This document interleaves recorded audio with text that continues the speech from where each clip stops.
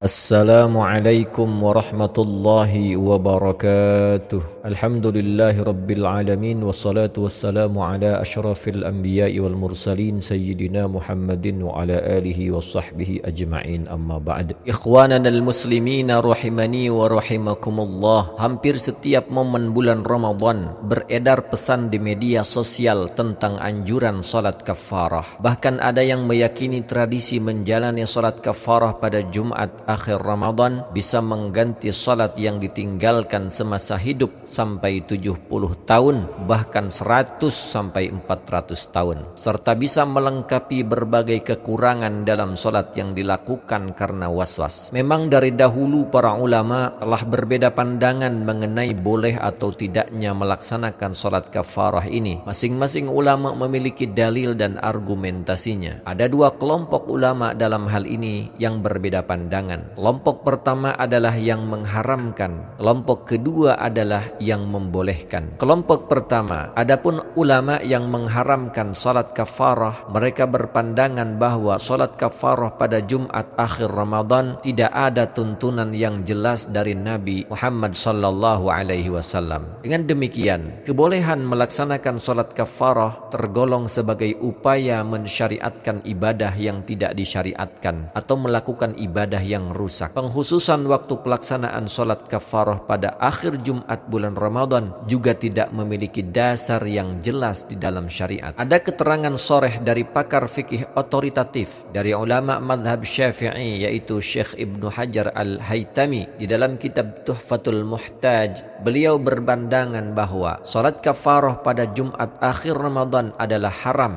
bahkan kufur. Beliau mengatakan yang lebih buruk dari itu adalah tradisi di sebagian daerah berupa salat 5 waktu di Jumat ini, artinya Jumat akhir bulan Ramadan. Selepas menjalankan salat Jumat, mereka meyakini salat tersebut dapat melebur dosa salat-salat yang ditinggalkan selama setahun atau bahkan semasa hidup. Yang demikian ini adalah haram atau bahkan kufur karena beberapa sisi pandang yang tidak samar. Demikian pandangan Ibnu Hajar Al-Haytami. Pandangan itu direspon oleh Syekh Abdul Hamid Syarwani dalam Hasyiah Asy-Syarwani ala Tuhfah dengan menyebut bahwa salat kafarah menyalahi seluruh mazhab. Hadis tentang salat kafarah tidak dapat dibuat dalil karena tidak memiliki sanad yang jelas. Kemudian yang kedua, ulama yang membolehkan salat kafarah ini adalah mengikuti pada pendapat Al-Qadhi Husain yang mengqadha salat fardu yang diragukan ditinggalkan. Pendapat ini ditulis oleh Syekh Sulaiman Al-Jamal dalam Hasyiah Al-Jamal. Beliau mengatakan, Al-Qadhi Husain berkata, bila seseorang mengqadha salat fardu yang ditinggalkan secara ragu, maka yang diharapkan dari Allah salat tersebut dapat mengganti kecacatan dalam salat fardu atau paling tidak dianggap sebagai salat sunnah. Saya mendengar bahwa sebagian ashabnya Bani Asim berkata bahwa ia mengqadha seluruh salat seumur hidupnya 1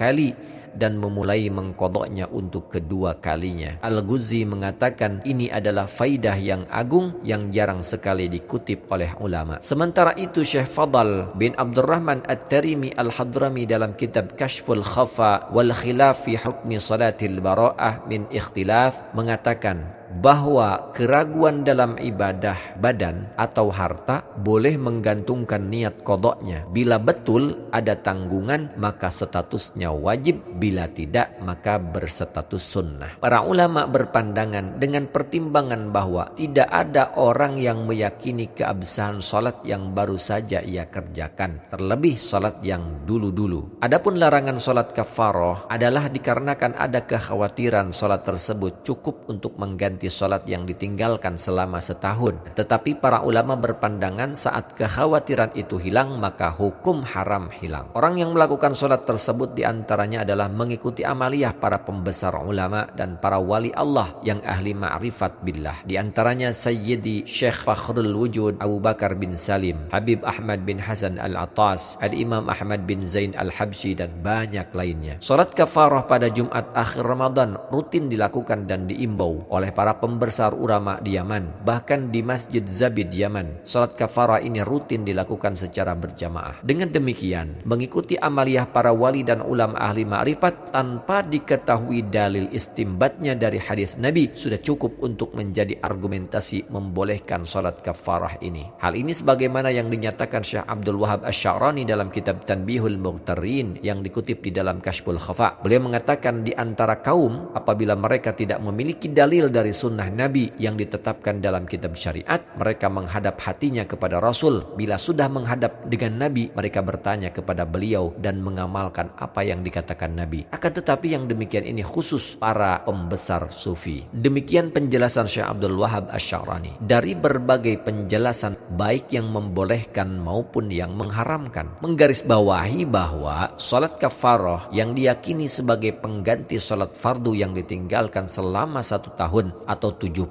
tahun atau bahkan 400 tahun memiliki banyak kelemahan dalam segi fikih. Yang pertama, meski salat kafarah tersebut disandarkan kepada hadis Nabi, akan tetapi hadisnya palsu, sanadnya tidak jelas. Yang kedua, salat tersebut sama sekali tidak ada dalam kitab-kitab fikih otoritatif karya para ulama fikih. Yang ketiga, meski ada ulama yang melaksanakan terutama dari golongan pembesar Yaman, namun ini di luar ranah orang awam. Oleh karena itu, salat kafarah yang beredar sama sekali tidak direkomendasikan kepada khalayak ramai. Sebab kewajiban bagi orang yang meninggalkan salat, baik sengaja atau lupa, adalah mengqadanya satu persatu. Ulama tidak ikhtilaf dalam hal ini. Sementara salat kafarah dimaksudkan sebagai langkah antisipasi saja. Demikian yang dapat disampaikan. Wallahu a'lam. Wassalamualaikum warahmatullahi wabarakatuh.